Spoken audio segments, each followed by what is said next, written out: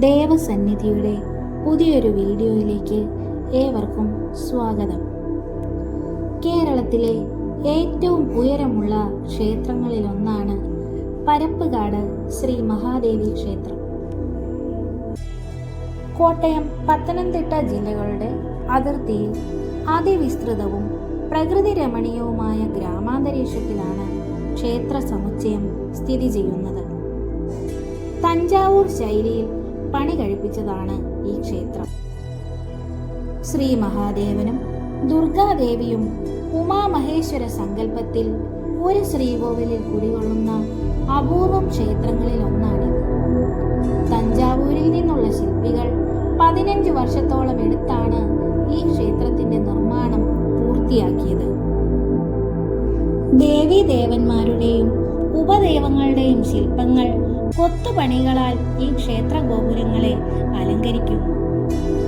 കറുകച്ചാൽ പഞ്ചായത്തിലെ 10ാം വാർഡിൽ മാമുണ്ട എന്ന സ്ഥലത്താണ് ഈ ക്ഷേത്രം സ്ഥിതി ചെയ്യുന്നത്.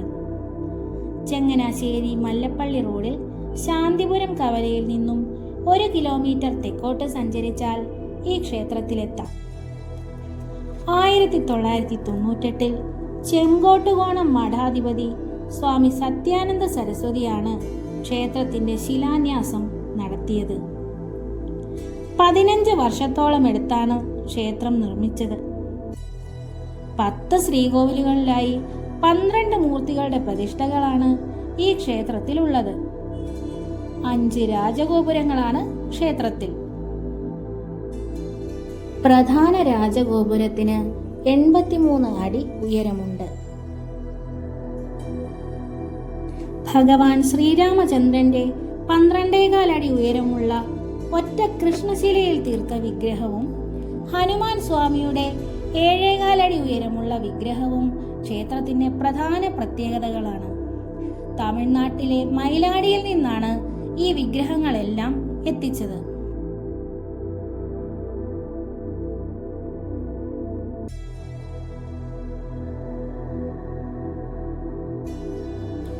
ആചാര്യഗുരു, ഭദ്രകാളി, ശ്രീരാമചന്ദ്രൻ, ഹനുമാൻ, മൃത്യുഞ്ജയമൂർത്തി, ഗണപതി, ധർമ്മശാസ്താവ്, സുബ്രഹ്മണ്യസ്വാമി, ധന്വന്തരി മൂർത്തി, സരസ്വതി ദേവി എന്നിവരാണ് മറ്റു പ്രതിഷ്ഠകൾ.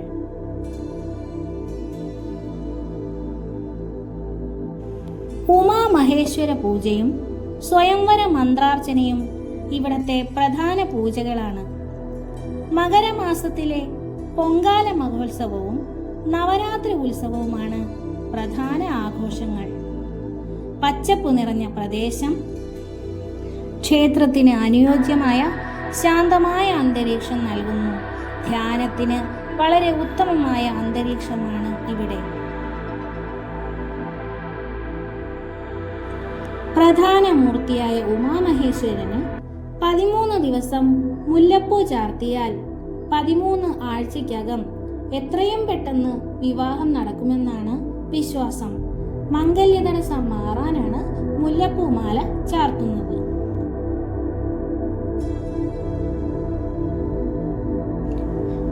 ധന്വന്തരി മൂർത്തിക്ക് കഷായധാര, സർവരോഗശമന സൂക്താർച്ചന എന്നിവയാണ് പ്രധാന വഴിപാട്.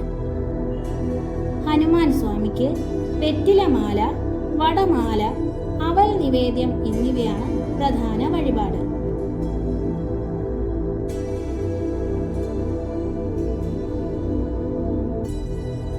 ക്ഷേത്രത്തിലെ മറ്റു മൂർത്തികൾക്കുള്ള പ്രധാന വഴിപാടുകൾ എന്താണെന്ന് നമുക്ക് നോക്കാം.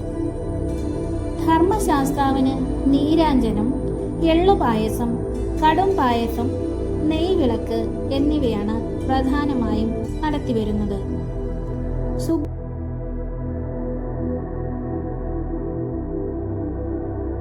സുബ്രഹ്മണ്യ സ്വാമിക്ക് നാരങ്ങാമാല, പഞ്ചാമൃതം, ഷഷ്ടിവ്രതം തുടങ്ങിയവ നടത്തിവരുന്നു.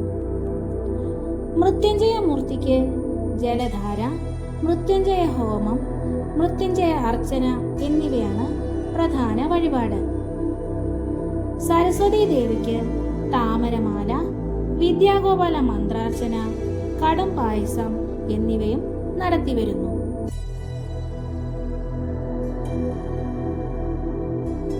ക്ഷേത്രത്തിൻ്റെ ദർശന സമയം ഇങ്ങനെയാണ്.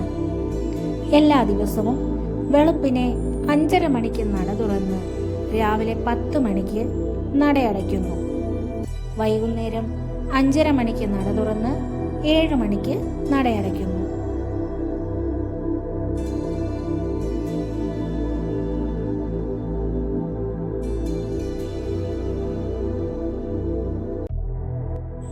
മനോഹരമായ തമിഴ് വാസ്തുവിദ്യാ ശൈലിയാണ് പരപ്പുകാട് ക്ഷേത്രത്തിൻ്റെ ഏറ്റവും വലിയ പ്രത്യേകത.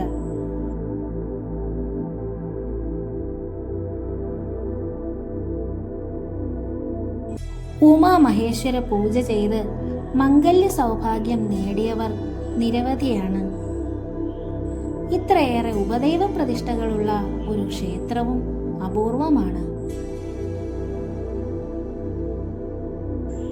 ഓരോ വ്യക്തികൾക്കും ഇഷ്ടദൈവം വ്യത്യസ്തമായിരിക്കും.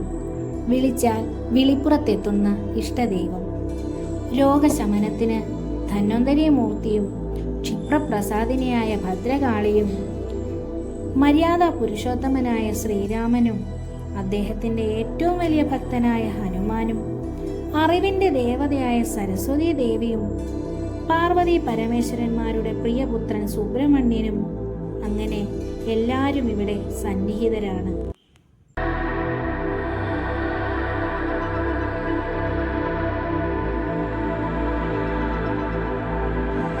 മനോഹരമായ ഗ്രാമാന്തരീക്ഷവും പച്ചപ്പാർന്ന പ്രകൃതിയും മനം നിറയ്ക്കുന്ന ക്ഷേത്ര ഭംഗിയുമെല്ലാം ചേർന്ന് ഭക്തരെ ഭക്തിയുടെ മറ്റൊരു ലോകത്തിലേക്ക് ആനയിക്കുകയാണ് ഈ ക്ഷേത്രം.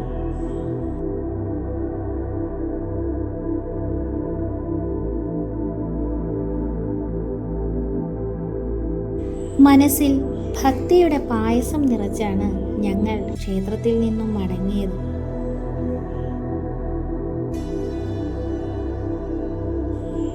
വീണ്ടും പുതിയൊരു ക്ഷേത്ര ദർശനത്തിൻ്റെ വീഡിയോയുമായി ഞങ്ങൾ മടങ്ങി വരാം.